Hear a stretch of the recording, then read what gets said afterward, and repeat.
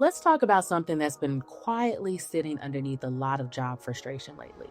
Why does it feel so hard to find a remote job right now?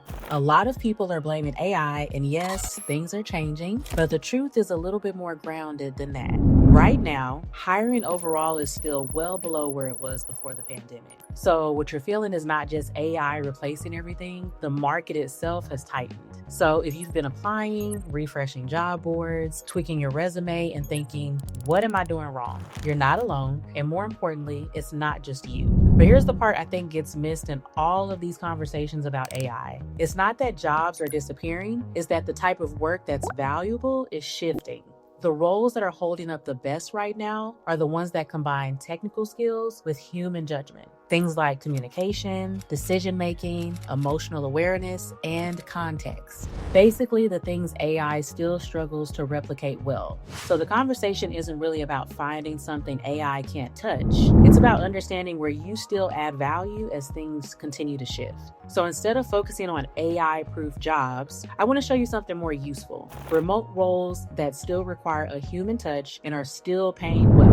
First, customer success managers. Now, this isn't just customer support, and I know people use those terms interchangeably, but customer success is something different.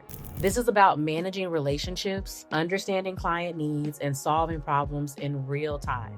AI can assist here, but it can't replicate the nuance of human connection and communication, especially when things go wrong. Next, project or operations managers. These roles sit right in the middle of people, processes, and priorities. And while AI can help organize tasks, it can't fully handle shifting priorities, team dynamics, or real-world decision-making.